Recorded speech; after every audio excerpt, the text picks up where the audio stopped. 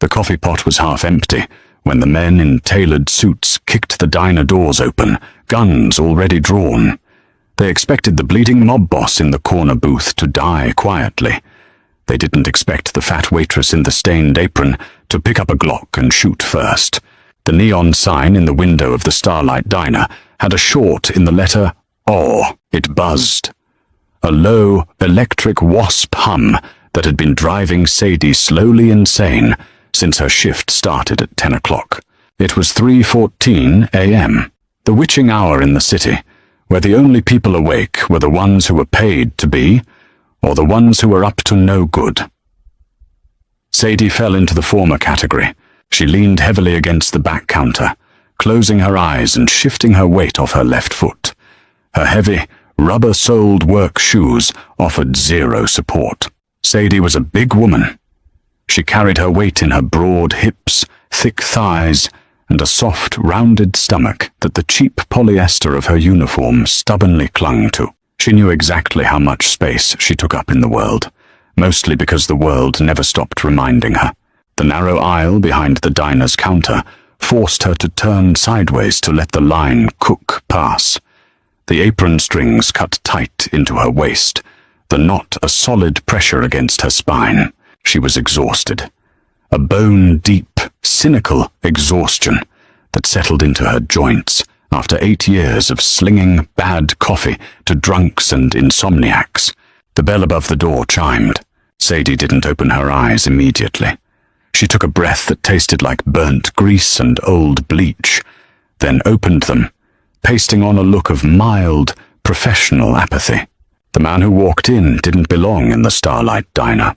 He wore a dark charcoal overcoat over a tailored suit. Even under the harsh, unforgiving fluorescent lights, the wool looked expensive. But he wasn't walking with the arrogant stride of a Wall Street trader who had taken a wrong turn. He was leaning heavily to his right. His left arm was pressed tight against his ribs. He didn't look around.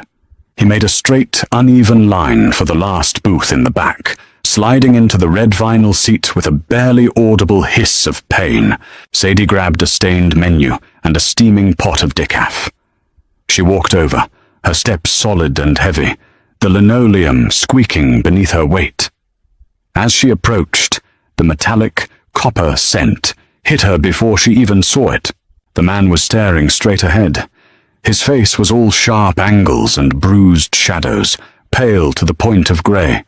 His dark hair was slicked back, but a few strands had fallen across his forehead, damp with cold sweat. Underneath his left hand, dark crimson was slowly seeping into the expensive wool of his coat, threatening to drip onto the cracked vinyl seat. Sadie stopped at the edge of the table. She looked at him. He looked up at her. His eyes were dark, flat, and remarkably calm for a man who was actively leaking life onto her clean floor. "Menu?" Sadie asked, her voice dry. "Coffee," he rasped. His voice was gravel, catching in his throat. "Black, please." Sadie didn't scream. She didn't panic.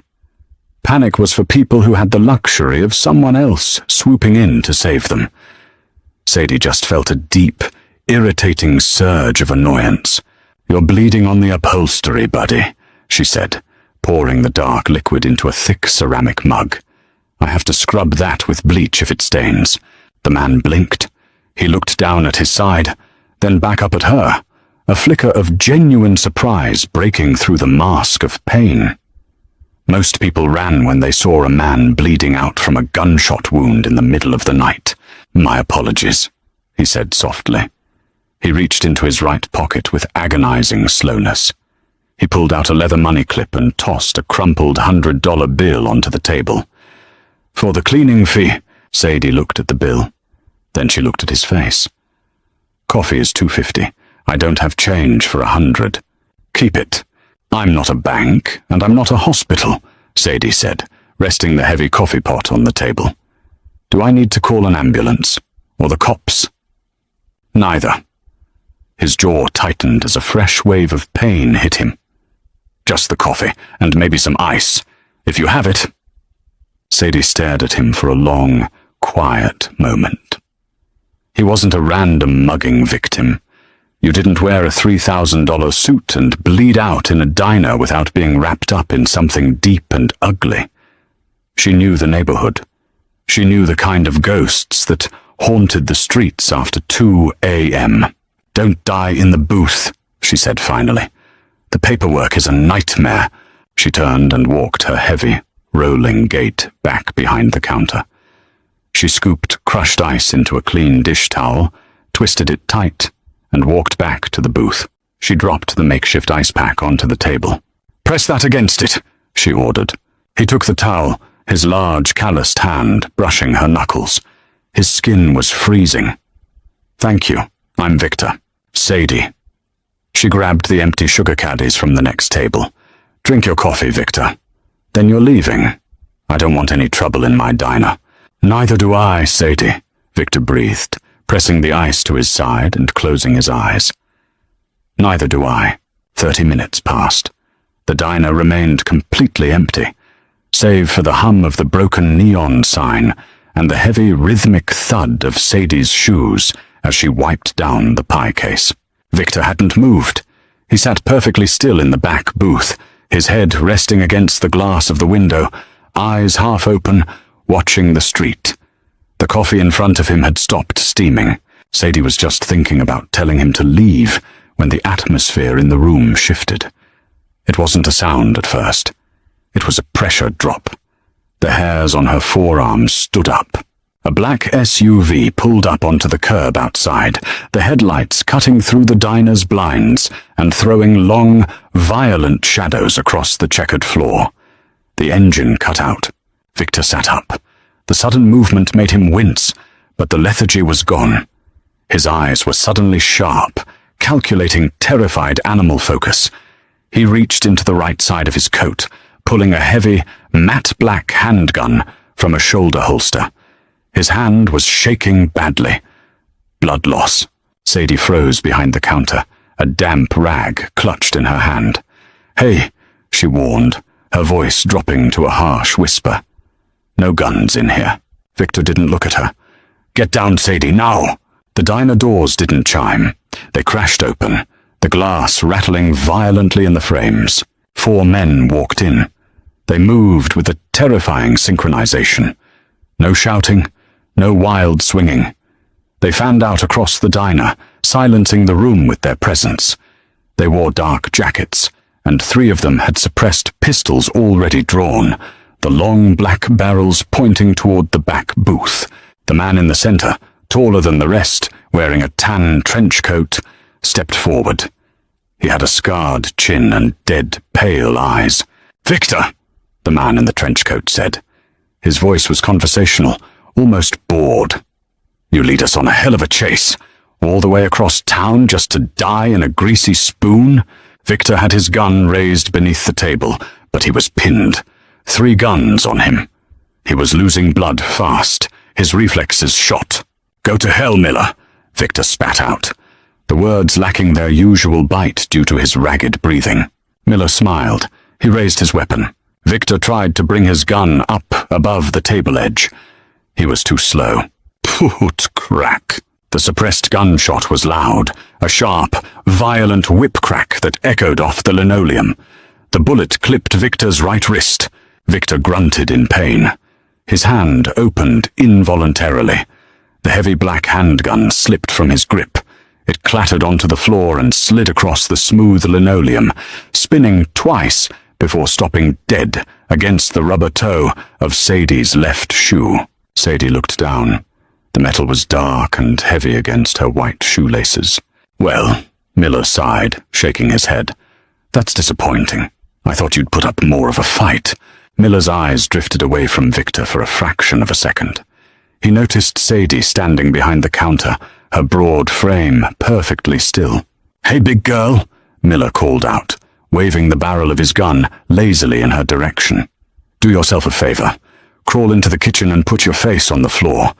If I see so much as a shadow move, I'm putting a bullet in your heavy ass. Understand?"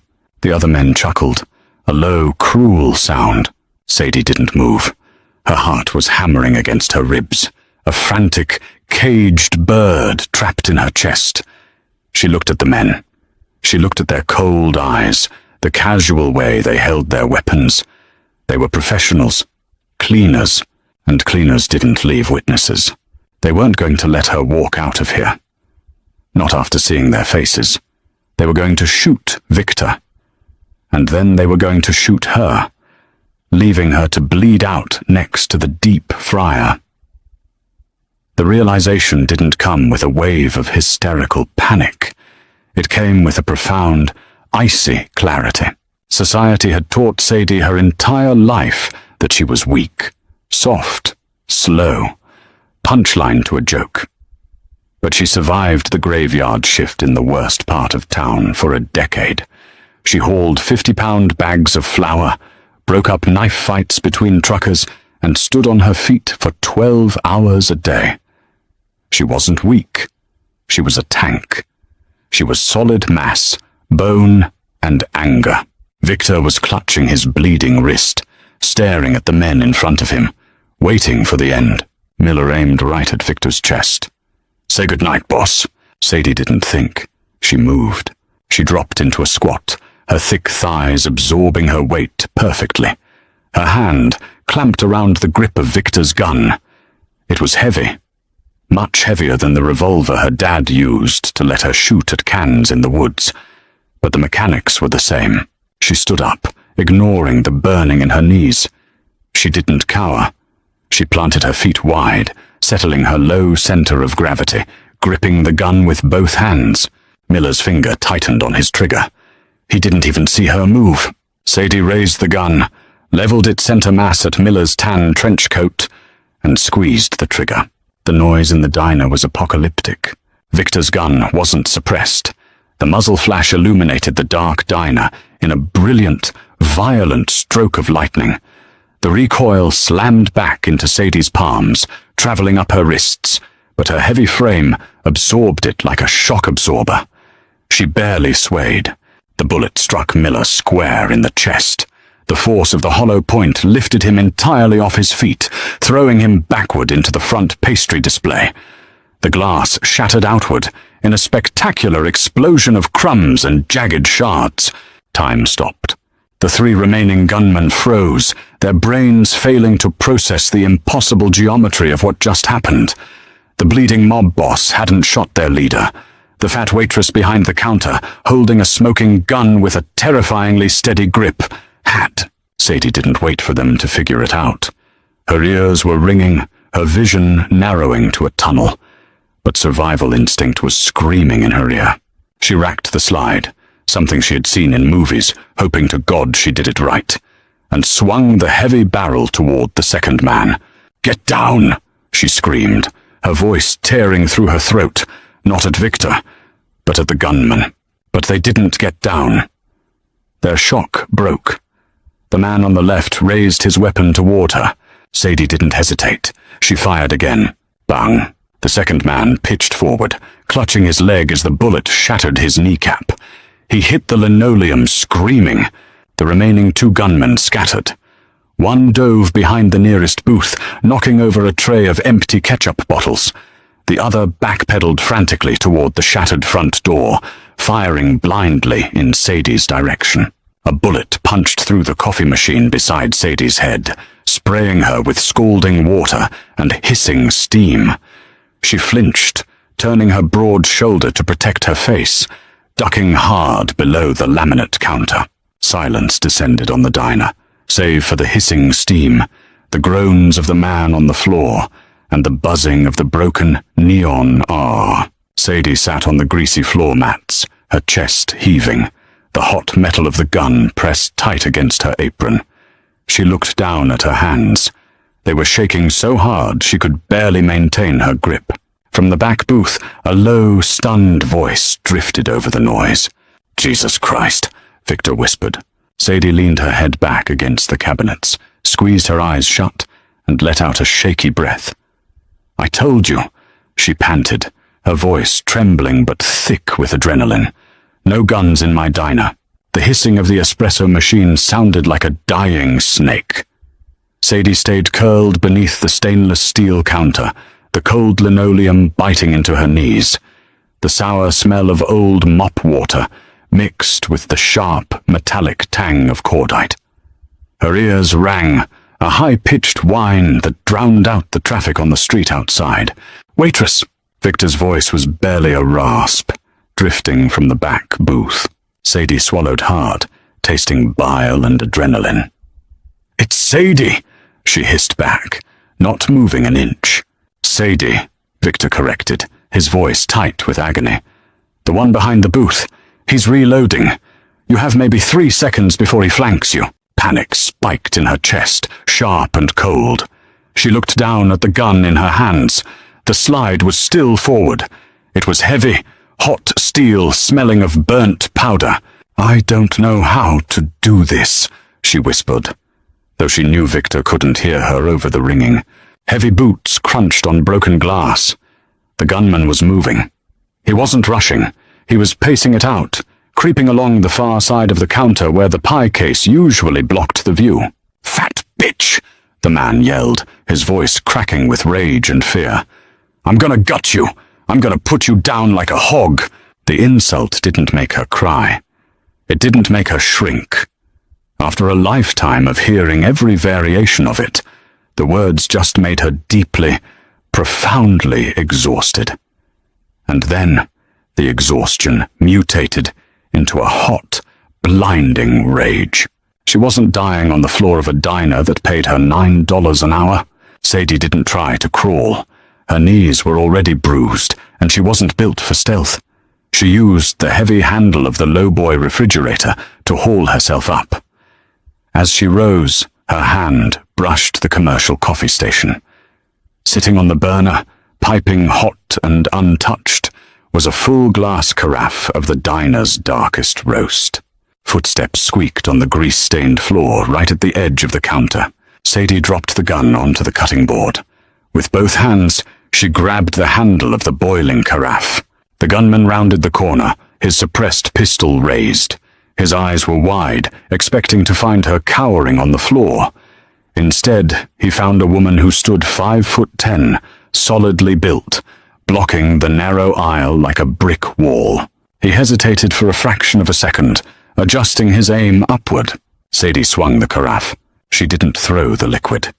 She drove the thick glass bottom directly into his face with the heavy, unyielding momentum of her entire upper body. The impact was a sickening crunch of cartilage and shattering glass. A gallon of 200-degree coffee washed over the man's face, neck, and chest. He shrieked, a raw, high-pitched wail of pure agony. His hands flew to his scalded eyes, dropping his weapon. He stumbled backward, his boots slipping on the slick mixture of fresh coffee and blood. Sadie didn't pause to watch him fall. She snatched Victor's heavy gun off the cutting board, gripped it with both hands, leveled it at the man's chest as he flailed, and pulled the trigger. The recoil shoved her back, but her wide stance absorbed it. The bullet caught him in the shoulder, spinning him violently before he crashed into the swinging kitchen doors and crumpled to the floor, motionless. Silence slammed back into the room. Sadie kept the gun raised, her chest heaving. Sweat poured down the sides of her face, cutting tracks through the dusting of powdered sugar and grit on her cheeks. She turned her head slowly, checking the front door. The fourth man, the one who had backpedaled out the door, was gone. Through the shattered front windows, Sadie watched the tail lights of the black SUV tear away from the curb, burning rubber as it ran a red light and vanished into the city grid. She lowered the gun. Her arms felt like they were made of lead. She stood alone in the wreckage of the Starlight Diner. The pastry case was obliterated, cherry pie filling mingling with Miller's blood on the checkered tiles. The second gunman was unconscious in a pool of his own making near the jukebox. The third lay wedged in the kitchen doors. Sadie let out a long, shuddering breath. She felt the sudden, terrifying urge to laugh. She clamped a hand over her mouth, biting her lip until she tasted copper, forcing the hysteria back down into the dark place where she kept everything else. She stepped over the shattered glass, her heavy rubber soles gripping the floor perfectly, and walked back to the corner booth. Victor was slouched sideways against the vinyl, his eyes closed. The makeshift towel she had given him was soaked completely through, a heavy mass of dark red. Sadie dropped the gun onto the laminate table. It landed with a heavy, final clunk. Victor's eyes fluttered open. He looked at the gun, then slowly dragged his gaze up to her face. He took in her stained apron, the smear of soot on her cheek, the steady, unblinking way she looked back at him. "They're gone," Sadie said. Her voice was flat, emotionless. 3 down, 1 ran. Victor coughed, a wet sound that rattled in his chest. You didn't dump the magazine." "I don't even know what that means," Sadie said, sliding into the booth opposite him. She reached across the table, grabbed the bloody towel, and pressed it hard against his side. Victor grunted, his jaw clenching, but he didn't pull away. "It means you didn't run out of bullets." He swallowed hard. "Where did you learn to shoot?" "I didn't. I just pointed it at the guys who were trying to kill me." She pressed harder, leaning her weight into her palms. "You need a hospital, Victor. You're grey. No hospitals," he breathed, his head lolling against the glass. "Cops ask questions. Miller was a problem. Now he's not. But the police won't see it that way." "I just shot 3 men," Sadie said, the reality of it finally starting to seep into her bones. Her hands began to shake again, trembling against his side. "I killed a man in my diner." Victor reached out with his good hand, his fingers, cold and smeared with his own blood, wrapped around her thick wrist. His grip was surprisingly strong. "Look at me, Sadie." She looked up. "You didn't kill a man," Victor said, his dark eyes locking onto hers with absolute, terrifying sincerity. "You killed a rabid dog that kicked down your door. You defended your territory." He let out a breathless, pained chuckle. "You stood your ground. Most men I know would have pissed themselves and died under that counter." "You planted your feet." Sadie looked away, her throat tight. "I'm just big. It's hard to miss me." "Being heavy didn't pull the trigger," Victor said softly. "You did. You're a tank, Sadie. Don't ever let anyone tell you otherwise." For the first time in years, someone was acknowledging her size, not as a punchline, not as a moral failing, but as a fact. A tactical advantage. She had anchored herself to the earth when the world exploded, and she had survived. Headlights swept across the diner. Sadie tensed, grabbing for the gun on the table, but Victor weakly pushed her hand down. "Mine," he whispered. 2 sleek black town cars pulled up to the curb. 4 men got out. They didn't wear trench coats. They wore dark suits, moving with quiet, urgent efficiency. 2 of them jogged into the diner, their eyes scanning the carnage, stepping over Miller's body without a second glance. They reached the booth. "Mr. Vance," the older of the 2 men said, his eyes briefly flickering to Sadie with concealed shock. "We need to move." "Yeah," Victor rasped. He looked at Sadie. "Let go." Sadie pulled her hands back. They were covered in his blood. The men hauled Victor up, supporting his weight between them. He groaned, his face twisting in pain, but he stayed upright. They started to walk him toward the door. "Wait," Victor said, stopping them. He reached into the inside pocket of his ruined overcoat with his good hand. He pulled out a thick, folded bundle of bills held together by a thick rubber band. He tossed it onto the table. It landed in the puddle of spilled coffee. "For the cleaning fee," Victor said. Sadie stared at the brick of cash. It had to be $50,000. Maybe more. "Victor," Sadie said, her voice finally trembling. "What am I supposed to tell the cops?" Victor offered her a tight, bloody smile. "Tell them a man named Miller came in to rob the register. Tell them he slipped on a wet floor and his gun went off. By the time my men are done in here, the police won't find a single shell casing or a drop of blood that doesn't belong to him." He nodded to the other men in the diner. They were already dragging the wounded gunman out the back door, tossing weapons into a canvas bag. "And the others?" she asked. "There are no others," Victor said softly. "You saved my life tonight, Sadie. The Starlight Diner is under my protection now. Forever." They carried him out into the night. Sadie stood in the empty diner. The cleanup crew worked like ghosts, scrubbing the linoleum, hauling out the bodies, wiping down the counters. Within 10 minutes, they were gone. The only evidence that anything had happened was the shattered pastry case and the smell of bleach masking the copper scent of blood. Sadie walked slowly behind the counter. She turned on the cold water in the industrial sink and stuck her hands under the stream, watching the dark red wash down the stainless steel drain. Above her head, the neon sign in the window buzzed. The short in the letter R finally gave out, plunging the front half of the diner into shadow. Sadie dried her hands on her apron, walked over to the table, and picked up the brick of cash. She shoved it deep into her apron pocket.